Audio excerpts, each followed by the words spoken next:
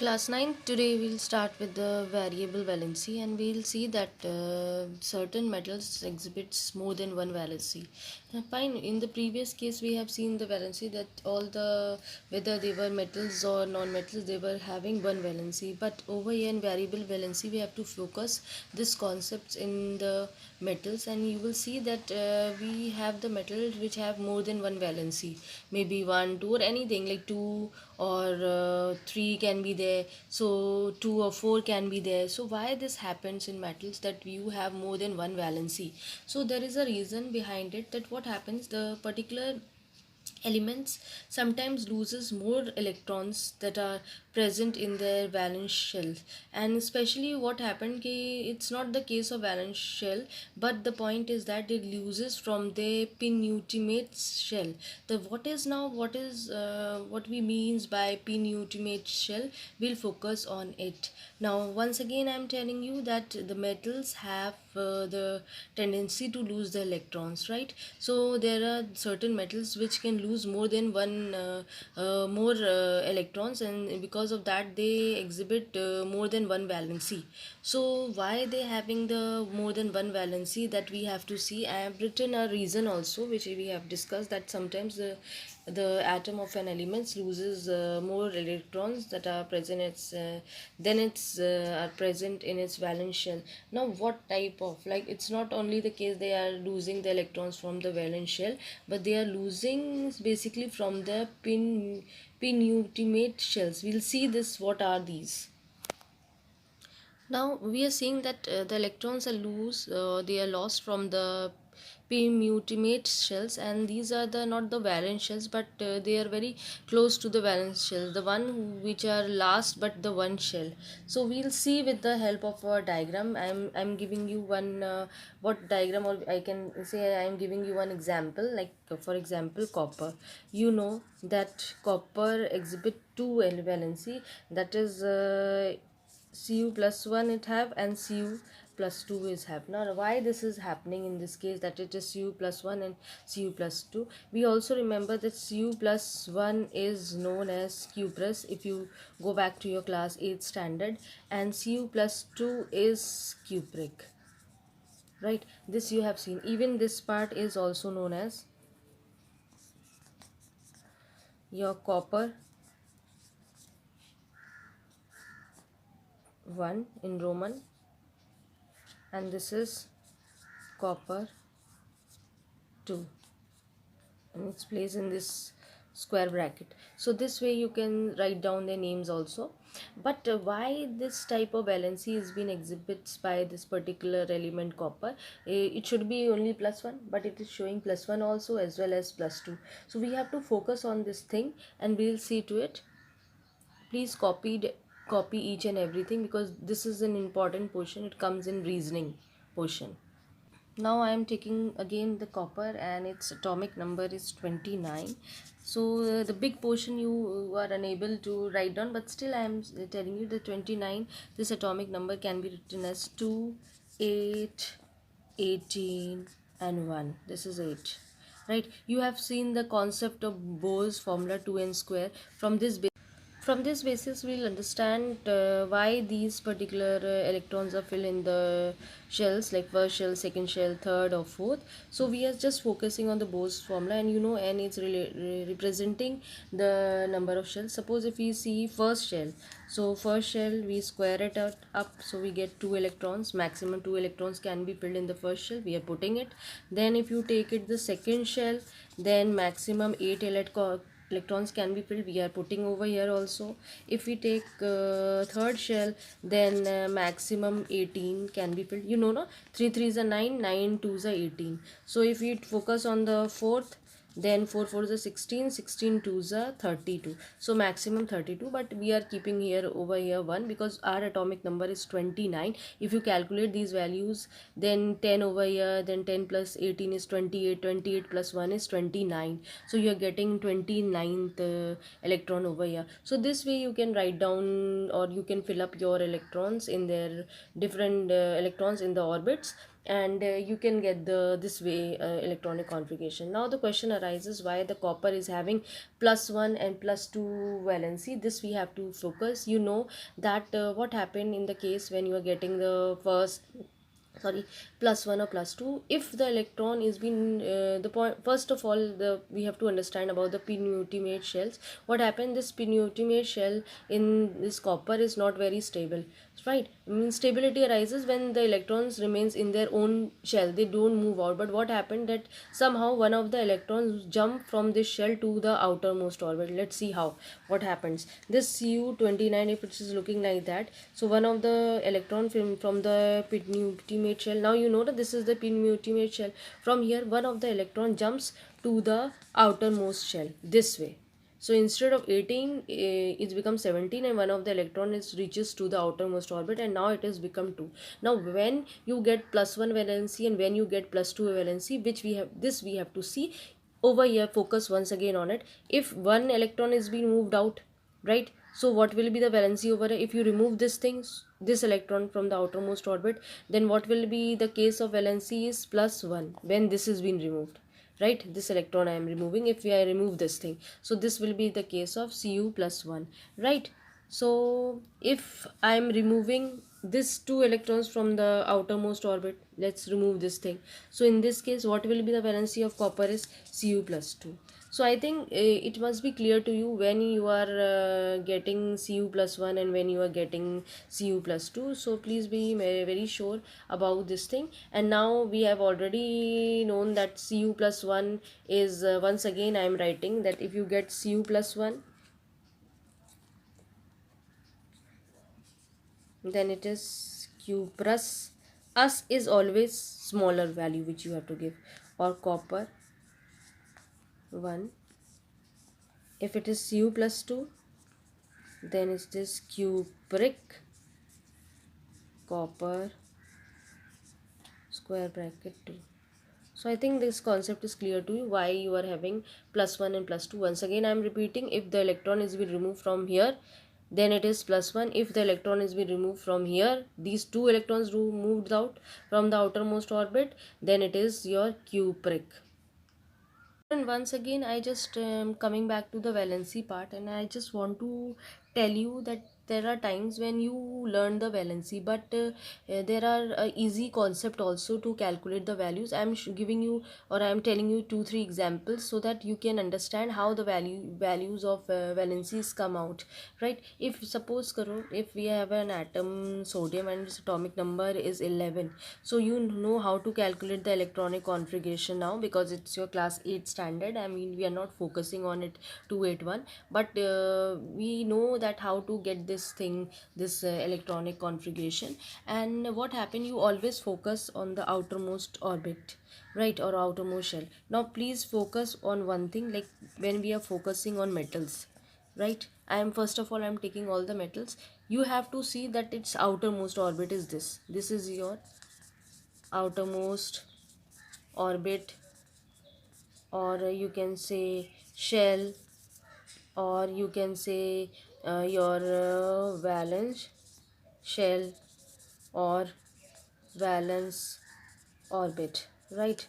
This you know that what this particular electron, if it's present and its outermost, it is present in your outermost shell or outermost orbit, or valence shell or valence orbit. Now this electron 1 is what, one is your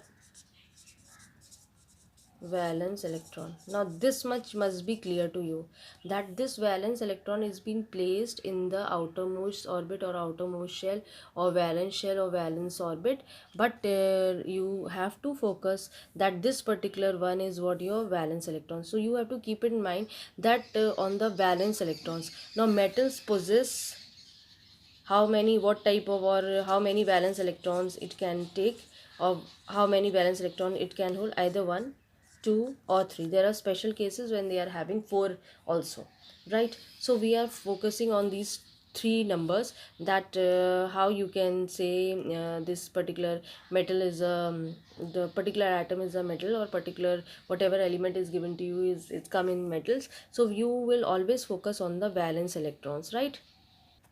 Now we are again coming back to its 281 only, and I have already mentioned you this particular electron is valence electron and it's present in the valence shell. And this way you can see that you have to, once the metal has a tendency to lose the electron, so this particular electron will be loose. So if it is loose, है ना, you will, this particular electron will move out from its orbit. So over here what will be the valency? It's giving, metals always give the electrons or lose the electrons. So we have seen this thing that metals lose electrons. This is the symbol for the electrons I am writing. So it will lose electron or it will give electron, any language you can use. So what is, I mean, how many electrons are lost by this particular atom? That is 1. So what is the valency on it's 1. Now again we can focus on other you can say particular element. Let's say magnesium, it's 12. You know how to calculate its electronic configuration now. So how many electrons will be lost by this particular you can say element? This will be 2. So 2 electrons will be lost. 2 electrons will be lost by Mg. So what will be the valency of Mg? You always see na, Mg is +2, right? So it is +2. Now we are again focusing on the other element, say aluminium. Aluminium is 13. Now what is the electronic configuration? 2a3. Now how many electrons will be? 3 electrons will be, it will lose 3 electrons. Okay, 2 electron loss, 3 lose or loss or anything you can write down. So it will lose. I'm writing the keywords, so I'm not writing the full sentences, right? So I'm speaking, that's why I'm just giving you the keywords. So 3 electron will be lose over here. So what will happen? Aluminium, you always see that it has +3 charge, right? This way you write down and you can say it is having a +3 valency. So this way you can see the case of metals. I think metals are clear to you. Now once again we'll focus on the non-metals. Class 9th, we are focusing on the non-metals, and you should understand the non-metals gain electrons. Please clear up your all old concepts so that when we come in class 9th and we'll go further, so chemistry become easy for you, and your all the problems that were arising in class 8, that should be clear up here only. So non-metals, we know they gain electrons, and you have to keep it in mind about the non-metals that their outermost shell contains 5, 6, 7 electrons, right? Okay, either 5 or 6 or 7. We'll take special cases are there where 4 are also there. So keep it in mind that 5, 6, 7 is specific, but 4 is this is the case where non-metals have the electrons in their outermost shell, but 4 is also there. We'll see to it also. Let's focus on it, and we'll take the examples. Let's focus from here. We are taking nitrogen. Nitrogen atomic number is 7, and you know how to calculate its electronic configuration. I am writing the other element also, oxygen. Its electronic configuration is, its atomic number is 8 and electronic configuration is 6. I am again writing the other element, chlorine. Or instead of chlorine you take fluorine. That will be easy for you because we are using the same pattern, same numbers, so it becomes very easy to you to understand. Now let's focus on the first particular element, that's nitrogen. And if you see its electronic configuration, it's 2 comma 7, means 2 plus 7, 2 comma 5, and it is 7. You'll get the atomic number. Now just see its outermost orbit is this. How many electrons are present? It's 5 valence electrons are present. Now to make it 8, how many electrons are required by this particular nitrogen? That is 3. You know that whatever the examples are given to you, they always try to attain a stable electronic configuration. So stable electronic configuration means their octet should be complete. Now this is how this octet rule will be applied over here, or 8 electrons will be there. Then you have to make it 8. You know na, that the orbits, if they contains 8 electrons, their this thing, their this electronic configuration becomes stable, and they start behaving as a noble gas, right? So this way you have to focus on it. Like 5 is there. To make it 8, how many electrons are required by this particular nitrogen? 3. So agar we are adding 3 in it, so it becomes 8. So how many electrons, because you know non-metals always take electrons. So over here how many electrons will be taken by nitrogen? 3. So how many? 8 banane ke liye how much you need? 5 plus 3 is how much? 8. So the number of electrons that is gained by nitrogen is how many? 3 electrons, right? So what will be the valency? It is taking. When you take something, you become, I'm just giving you an this thing, help, that when you take something you become a loser, what I believe, right? So over here it's taking 3 electrons. So what will be the present valency of it? Minus 3, right? It will acquire a negative charge over here. So over here you can see the minus 3 valency is there. Now focus on oxygen. Its electronic configuration is 2 comma 6. How many electrons is being needed by oxygen to make it 8 or complete its octet rule? That is 2 electrons. So what will be its valency? That will be minus 2. Now over here this thing, how much has been required by fluorine? That is 1. To make it 8 you need 1 electron. So what will be the valency? Minus 1. I am again taking a special case of carbon. You know atomic number of carbon is 6. My page is very less, so let's focus one again on it. Carbon, right? So what is the electronic configuration? 2 comma 4. Now this particular carbon is a taking 4 electrons, like to make it 8. So over here it will take 4 electrons. So what is the case of it? It will acquire a minus 4 charge. So this way you can just relate all your valencies for metals as well as for non-metals. And once again I am focusing that what you have, I have explained to you that one valency is there, then they are monovalent elements. If it is two valency, then they are divalent elements. Then if they have three valencies, minus or plus doesn't matter, then you call trivalent elements. And if you have four valency, then you called as tetravalent elements. This thing is been clear to you. I think now you must have understand why you are getting the positive values or why you are getting a negative value, how you can calculate its value for negative values and positive. Even we can also see how we can calculate the variable valencies also for different elements. Now this concept of valency and variable valency must be clear to you all. So it is my humble request to you all that remember all the symbols for different elements and remember all its valency also. And I have given you a this thing, I have clear up your concept that how you can calculate the valency of metals and non-metals by your own. We'll see one more thing about metalloids also.